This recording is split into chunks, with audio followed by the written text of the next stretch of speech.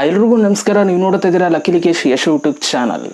ಯೂಟ್ಯೂಬಲ್ಲಿ ಒಂದು ನ್ಯೂಸ್ ಒಡ್ಡಾಡ್ತಾ ಇದೆ. ಸೊ ಏನಪ್ಪ ಅಂತಂದರೆ ಮಾನಿಟೈಸೇಷನ್ ರೂಲ್ಸ್ ಚೇಂಜ್ ಆಗಿದೆ ಅಂತ.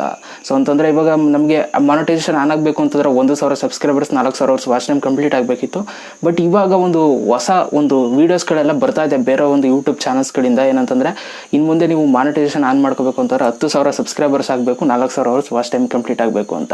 ಸೊ ಈ ಒಂದು ನ್ಯೂಸ್ ಬಗ್ಗೆ ನಾನು ನಿಮಗೆ ಅಪ್ಡೇಟ್ನ ನಿಮಗೆ ತಿಳಿಸ್ಕೊಡ್ತೀನಿ. ವಿಡಿಯೋನ ಶುರು ಮಾಡೋದಕ್ಕಿಂತ ಮುಂಚೆ ನೀವೇನಾದ್ರು ಫಸ್ಟ್ ನಮ್ಮ ಯೂಟ್ಯೂಬ್ ಚಾನಲ್ ನೋಡ್ತಾರೆ ಸಬ್ಸ್ಕ್ರೈಬ್ ಮಾಡ್ಕೊಳ್ಳಿ. ಜೊತೆ ವಿಡಿಯೋ ಸರ್ ದಯವಿಟ್ಟು ಒಂದು ಲೈಕ್ನ ಮಾಡಿ ಈ ಒಂದು ವಿಡಿಯೋ ಇಷ್ಟ ಆದರೆ. ಓಕೆ, ಸೊ ಬನ್ನಿ ಇವತ್ತಿನ ವಿಡಿಯೋನ ಶುರು ಮಾಡೋಣ. ಓಕೆ ಗೈಸ್, ಯೂಟ್ಯೂಬಲ್ಲಿ ಅವಾಗವಾಗ ಒಂದಷ್ಟು ಹೊಸ ಅಪ್ಡೇಟ್ಸ್ಗಳು ಬರ್ತಾ ಇರುತ್ತೆ. ಸೊ ಅಪ್ಡೇಟ್ಸ್ಗಳು ಅಂತಂದರೆ ಒಂದು ರೀತಿ ಹೇಳ್ಬೇಕಂತಂದರೆ ಅಫಿಷಿಯಲ್ ಆಗಿ ಬರುತ್ತೆ, ಒಂದಷ್ಟು ಜನ ಅವರೇ ಸೃಷ್ಟಿ ಮಾಡಿಬಿಟ್ಟು ಅಪ್ಡೇಟ್ಗಳನ್ನ ಕೊಡ್ತಾರೆ.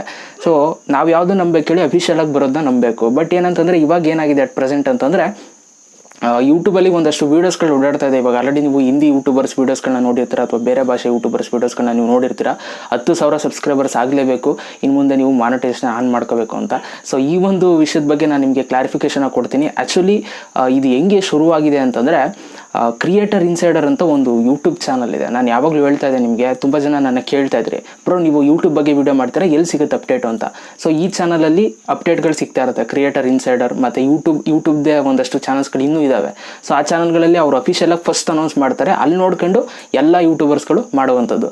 ಸೊ ಕ್ರಿಯೇಟರ್ ಇನ್ಸೈಡರ್ ಕೂಡ ಅದೇ ಒಂದು ಯೂಟ್ಯೂಬ್ ಚಾನಲ್ ಅಂತಲೇ ಹೇಳ್ಬೋದು. ಸೊ ಅವರು ಯೂಟ್ಯೂಬ್ ಬಗ್ಗೆ ಒಂದಷ್ಟು ಇದೆಲ್ಲ ಅಪ್ಡೇಟ್ಸ್ಗಳನ್ನೆಲ್ಲ ಕೊಡ್ತಾ ಇರ್ತಾರೆ. ಸೊ ಅಲ್ಲಿ ಒಂದು 10,000 ಸಬ್ಸ್ಕ್ರೈಬರ್ಸ್ ಬಗ್ಗೆ ಅವರು ಒಂದಷ್ಟು ಮಾತುಗಳನ್ನ ಆಡಿದ್ದಾರೆ. ಓಕೆ, ಅವರ ಒಂದು ಚಾನಲಲ್ಲಿ ಇನ್ನೊಂದು ವರ್ಷದೊಳಗೆ 10,000 ಆಗಬೇಕು ಅಂತ ಅವರ ಒಂದು ಗೋಲ್ನ ಅವರು ಹೇಳ್ಕೊಂಡಿದ್ದಾರೆ. ಸೊ ಅದೇನಾಗಿದೆ ಅಂತಂದರೆ ಹುಡುಗರುಗಳು ಫುಲ್ಲು ನೋಡಿಲ್ಲ.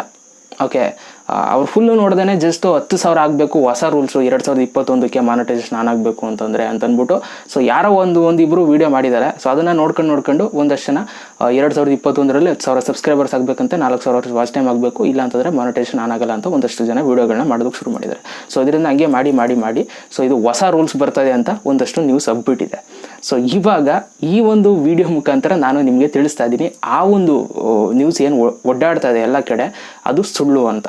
ಯಾಕೆ ಅಂತಂದರೆ ನಾನು ಅವಾಗಲೇ ಹೇಳ್ದಂಗೆ ಅವರು ಮಾತಾಡಿರುವಂಥದ್ದು ಈ ವರ್ಷದೊಳಗೆ ನಮ್ಗೆ 10,000 ಸಬ್ಸ್ಕ್ರೈಬರ್ಸ್ ಆಗಬೇಕು ಅನ್ನೋ ಒಂದು ಮಾತುಗಳನ್ನ ಅವರು ಆಡಿರೋದು.